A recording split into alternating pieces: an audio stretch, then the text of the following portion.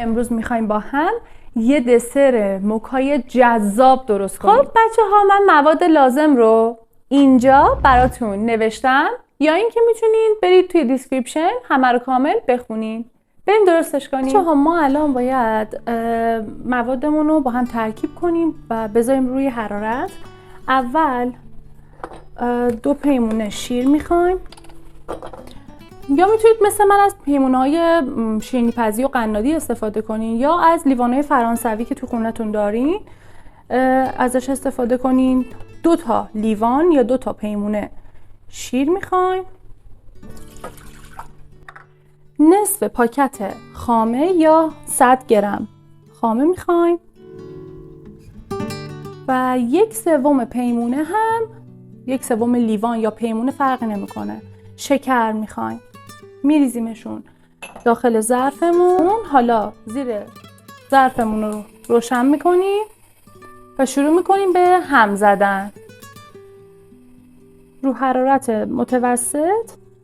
اینا رو هم میزنیم تا یک دست بشه بچه ها، هم شکر حل بشه، همین که خامه مقدار باز بشه و یه دست بشه توی ترکیبمون. خب بچه ها ببین، خامه الان کاملا باز شده، یه دست شده، شکرم حل شده. حالا تا همین حد که داریم هم میزنیم بقیه موادمون رو اضافه میکنیم. حالا من اینجا 1 قاشق غذاخوری سرپر نسکافه گلد دارم، 1.5 قاشق غذاخوری پودر کاکائو دارم که اون رو هم اضافه میکنم و همینطور 2.5 قاشق غذاخوری هم نشاسته ذرت دارم که این رو هم به ترکیبم اضافه میکنم. شروع کنید حرارت رو یه مقدار کم کنید، آروم هم بزنید تا کاملا با هم یک دست بشه و گوله گوله باقی نمونه داخلش. مثلا نیازی نیست حتما حرارت خیلی کم باشه، متوسط رو به پایین باشه که خیلی سریع نجوشه و اینکه سریع هم نیاز هم باز بشن.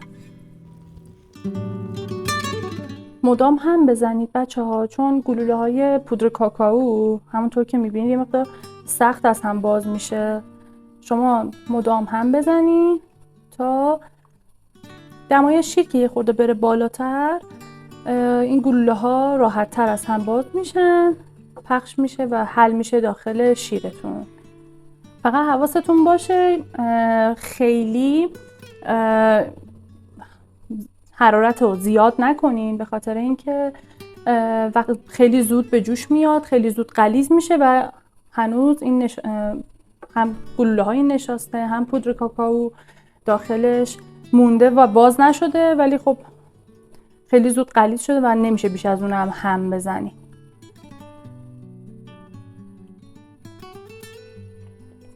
همونطور که میبینیم بچه ها نگاه کنید گلوله ها تقریبا همه حل شده و داره غلیظ میشه.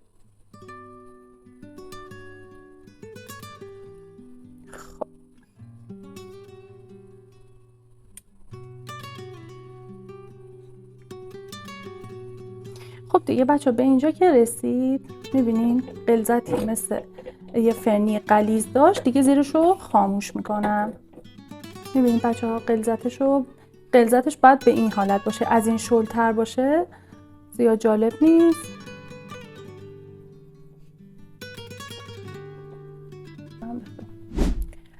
خب بچه ها، حالا موادمون که از داغی افتاد باید لایه های دسرمون رو بچینیم. برای لایه های دسرمون نیاز داریم به 1 الی 2 بسته بیسکویت.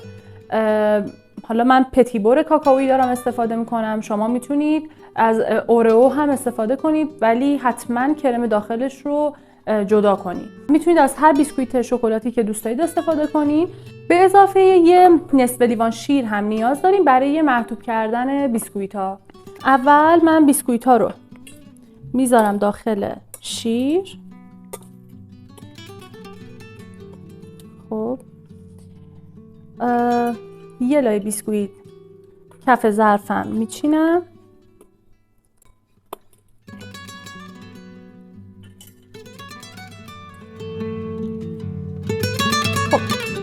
حالا از موادمون بچه‌ها میریزیم روی لایه بیسکویت ها.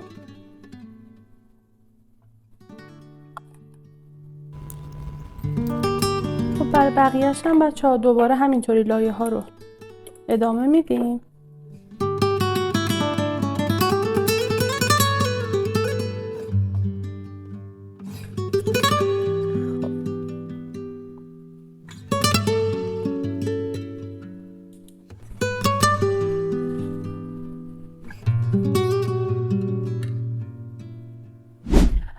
خب بچه ها من لایه های دسر رو کاملا چیدم.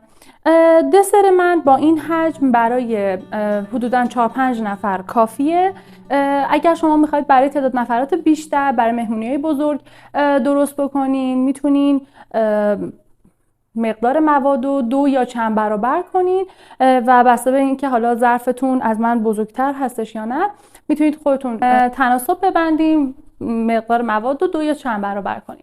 خب حالا چون ما تازه ریختیم، هنوز دسرمون ولرم هستش، بهتره که تزیین نهایی رو انجام ندین، بذاریدش داخل یخچال حداقل 4-5 ساعت استراحت بکنه و بعد بیارید تزیین و بعد سروش کنید.